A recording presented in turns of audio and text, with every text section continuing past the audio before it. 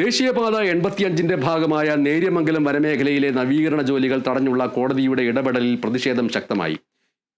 അടിമാലി പഞ്ചായത്തിൽ UDFും LDFും ഹർത്താൽ ആചരിച്ചു. ദേശീയപാതയിൽ വിവിധയിടങ്ങളിൽ വാഹനങ്ങൾ തടഞ്ഞു. ഹർത്താൽ അനുകൂലികൾ ദേശീയപാതയിൽ അടിമാലി ടൗണിലടക്കം വിവിധയിടങ്ങളിൽ വാഹനങ്ങൾ തടഞ്ഞു. ഏതാനും സമയം തടഞ്ഞിട്ട ശേഷമാണ് തുടർയാത്ര അനുവദിച്ചത്. മേഖലയിലെ വ്യാപാര സ്ഥാപനങ്ങൾ പൂർണ്ണമായി അടഞ്ഞുകിടന്നു. KSRTC സർവീസുകളല്ലാതെ മറ്റു സ്വകാര്യ ബസ്സുകളും ഓട്ടോ ടാക്സി വാഹനങ്ങളും സർവീസ് നടത്തിയില്ല.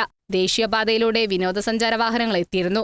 വിഷയത്തിൽ ഇടുക്കി MP പഴിചാരി LDF പ്രാദേശിക നേതൃത്വം രംഗത്തെത്തി. വനത്തിലൂടെ നിർമ്മാണം നടത്തുന്നതിന് വേണ്ടിയിട്ടും പുതിയ നിർമ്മാണങ്ങൾക്കുമാണ് പരിവേഷ് പോർട്ടലിനെ സ്വാഭാവികമായി സമീപിക്കേണ്ടി വരിക. എന്നാൽ ഇതെന്താണ്? ഇത് യഥാർത്ഥമായിട്ടുള്ള PW റോഡ് ഇവിടെ നിർമ്മാണം നടത്തുന്നതിന് പാരിഷ് പോകേണ്ട കാര്യമില്ല. പക്ഷെ കൊണ്ട് സംഭവിച്ചതാണ്? അത് ഇവിടെ ഇടുക്കി MPയുടെ നിർദ്ദേശപ്രകാരം നാഷണൽ ഹൈവേ അതോറിറ്റി പരിവേഷ് പോർട്ടലിൽ ആപ്ലിക്കേഷൻ കൊടുത്തതാണ്. ആ സാഹചര്യത്തിലാണ് ഇപ്പോൾ ഈ കുരുക്കുണ്ടാക്കി വെച്ചിട്ടുള്ളതിൻ്റെ ഉത്തരവാദി എന്ന് പറയുന്നത് ഇടുക്കി MPയും അതുപോലെ തന്നെ പരിസ്ഥിതി സംഘടനയുടെ MN ജയചന്ദ്രൻ അടക്കമുള്ളവരാണ്. അതേസമയം UDF നേതൃത്വം സർക്കാരിനെതിരെ വിമർശനം ഉന്നയിച്ചു.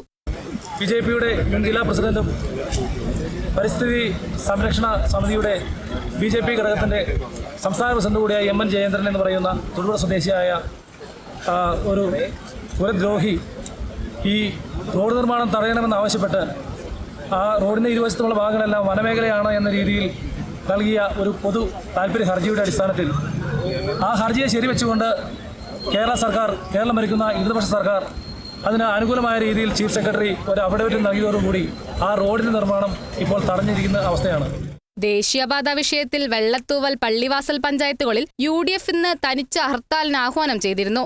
നേര്യമംഗലം വനമേഖലയിലെ നിർമ്മാണ ജോലികളുമായി ബന്ധപ്പെട്ട് തുടക്കത്തിൽ വനംവകുപ്പ് തടസ്സവാദങ്ങൾ ഉന്നയിച്ചിരുന്നു. പിന്നീട് ജനകീയ പ്രതിഷേധം ഉയർന്നതിനു ശേഷമാണ് നേര്യമംഗലം വനമേഖലയിൽ നിർമ്മാണ ജോലികൾക്ക് തുടക്കം കുറിച്ചത്. ദേശീയപാത വികസനം ജില്ലയുടെ വികസനത്തിന് കരുത്താകുമെന്ന പ്രതീക്ഷയിൽ മുൻപോട്ടു പോകവെയാണ് ഈ പുതിയ പ്രതിസന്ധി. Kerala vision news, Idukki.